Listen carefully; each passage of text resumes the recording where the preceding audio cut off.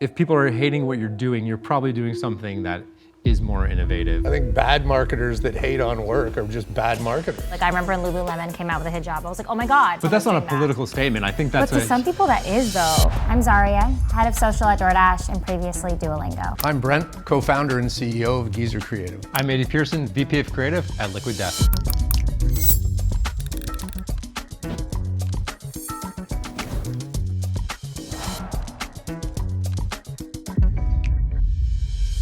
Entertaining content matters more than on-brand content. Raise your hand if you agree. Really? I think it's the same thing. It should be the same thing. If it's a serious brand that is not into humor or slapstick humor, but the execution is just slapstick humor that has nothing to do with reinforcing the brand, then I don't understand what you got paid for. What if the entertaining content was not on brand, but it was converting? So then is it technically on brand then? It's on business.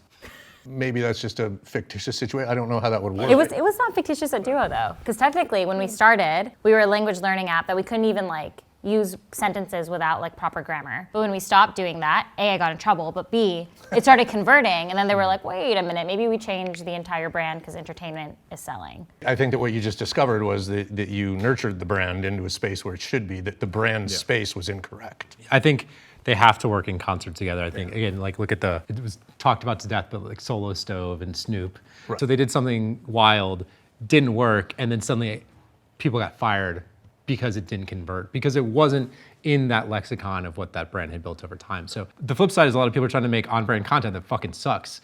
And that is, I would say, inherently disrespectful of the audience that's on the receiving end. And I think that is probably the bigger problem that's been the entire industry has kind of been built on for decades. Brands taking political stances alienates more people than they help. Raise your hand if you agree. I think there's very rare situations where brands have permission to be political, right? I think it's something that most brands stay away from for all the right reasons. I think when brands enter a conversation, right? We saw it happen to Bud Light, right? You weren't welcome in that conversation. I can't think of a brand right now, but there's probably one out there that has a reason to enter those discussions. And Patagonia, you talked about Patagonia before. It's inherently driven by that. I think honestly people don't, who cares? Yeah. I don't need to know what Ritz Crackers thinks about immigration policy or whatever the fuck.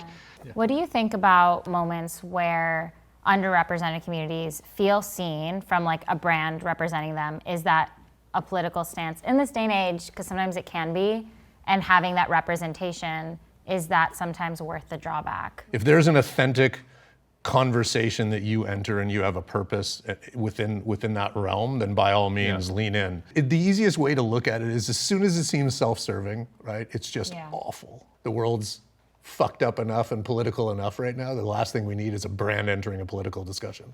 I do think when representation occurs, for example, I remember when Lululemon came out with a hijab, I was like, oh my God, that's so cool that someone's doing that. But that's not a political statement. I think that's But to some people that is though. Some people did take that as oh, the immigrants. You know what I mean? That is, and I'm sure inherently, I'm sure they probably got some backlash just with the political climate. Yeah. But that was a dope risk for me, but I don't know about for the bottom line what that affected. But I think people also have a very short anger attention span for things like that, and lots of echo chambers. Yeah, I don't think that kind of negative blowback is often able to last very long. Fair enough. If marketers hate what you're doing, you're probably doing it right. Raise your hand if you agree. I agree with that because I think a lot of the times we try to market to marketers versus marketing to our audiences. And a lot of the times things that are successful in a consumer's eyes or they feel that entertain them or got them to do the thing or the thing you're wanting them to do, a lot of the times marketers look down on that. And kind of speaks to the whole award show circuit and what actually wins at these things. A lot of the times it's just that blew up on social and it was really resonant, that insight, and it's no it didn't. No one's ever heard of that. Right. So my general rule of thumb I actually agree with. If a marketer is hating what I'm doing, I'm all right, that's actually, I think I'm not doing half as bad job. I think people kind of love what you've done though. I think that's, but I agree. At a certain point I think if people are hating what you're doing, you're probably doing something that is more innovative. People aren't going to hate something that sucks. They're going to Yeah. hate it because they haven't quite caught up to where you're at yet. I think half of it stems from jealousy. I think bad marketers that hate on work are just bad marketers, right? They're just jealous and they innately are like, I kind of wish I did that, but I'm just going to hate on it for the sake of hating on it because it's not a 30-second TV ad. Right. If you're really pushing the envelope and inventing something that's new and getting after it, of course you're going to have your haters, But, like, and why do you that's just think- unfortunate. Why wouldn't you just embrace it? And Why do you think the lore exists though of like everyone's always like, oh, marketing awards? Like we know that that is a thing. So like is because that we're the not- only toxic. people that reward ourselves more than Hollywood. I think what's happened in the awards circuit, though, is it's become manufactured. Once upon a time, the Cannes Lions were fully respected when they had less than 900 categories. I see. Right? I believe in creative awards, but I believe in creative awards when there's integrity and when, creativity is really celebrated as opposed to forced and manufactured and how much a lion costs. Yeah. Like these, like a holdco like WPP, that's like double-digit 7-figure budgets for awards. Meanwhile, we're laying off 30,000 employees that are 50 plus, by the way, because they're expensive. But they're not cutting that line item. They're all going to Cannes and ripping it up, right? It's disgusting. The world doesn't need more marketing. Raise your hand if you agree. Say the three marketers. gonna fire all of us, I swear to Say the God. three marketers. Like, great, you don't need jobs. Oh God, it's a weird, it's kind of a loaded question, but we're inundated. I mean, Yeah. we're just like exhausted, trying to reach the bar of virality and constantly out there and constantly on it. I think we need to just take a beat and we need to get back to what are we trying to do and why, instead of just this constant obsession with just putting shit out into the marketplace at any cost. I would say it's like talk about death and taxes, but the third thing that's inescapable in life is marketing. And I think if we, it's true though, but and I mean, it really is. And it's how I think the stuff that I'm always trying to do is to satirize and take down the machine from within, essentially. Right. How do we actually use that and turn it against itself and make it a more interesting human thing? The very funny thing that I always find about the work that we do is I always hear people go, oh, it's so authentic, which is hilarious because we're literally doing a parody of what a company is. Legitimately. But people see that as authentic in this like weird fucked up way because we're actually laying bare some of the ways that corporations tend to work. Like a certain level of ego death is necessary to actually excel at this versus I think in prior generations it was sort of like blunt force, we can make the best work. And I think we have to admit that we're trespassing on people's lives and in an almost like inexcusable amount. And so if that's the case, how do we create work and create stuff that respects people on the receiving end that usually end up being forced to look at the thing we're putting in front of them? I believe AI will eventually take my job. Raise your hand if you agree. I don't agree. I think that we've been through a lot of change and we've been fearful, and back in my day it was the internet's going to take your job, and creativity is never going to be the same, and advertising is forever doomed now that this new internet thing showed up. And I think this is just the latest. I think AI is an incredible tool. I think that we're going to see some great things happen. We're going to see some fucking horrible things happen with it too, as we've had with everything. But I don't think we need to worry about it taking your job unless you just happen to be in a job that's easily replaceable. Humans are going to use the tool to get faster, to get better, and hopefully to create better work. I mean, I hope this leads to better work, not worse work. I think like a year from now is different from 10 years from now. And I mean, if you look at the way that's progressing, it's 10 years down the road, we're going to live in a vastly different landscape. No question.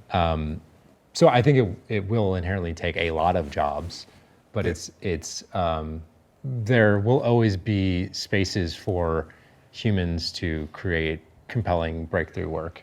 I feel like it'll replace like the 1 through 6, but not the 6 through 10. Like on a scale of 1 to 10, like it'll replace the average, and then like those people who tend to be more exceptional, tend to be showing up more, tend to be even trying.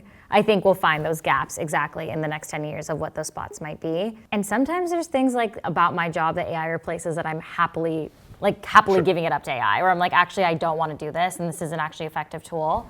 But I'm hopeful we'll figure it out. Yeah, I think craft and the kind of intangibles that make great work will be harder to replicate. Well, in current day, AI doesn't know the future. They know what's been done. They don't know what's coming.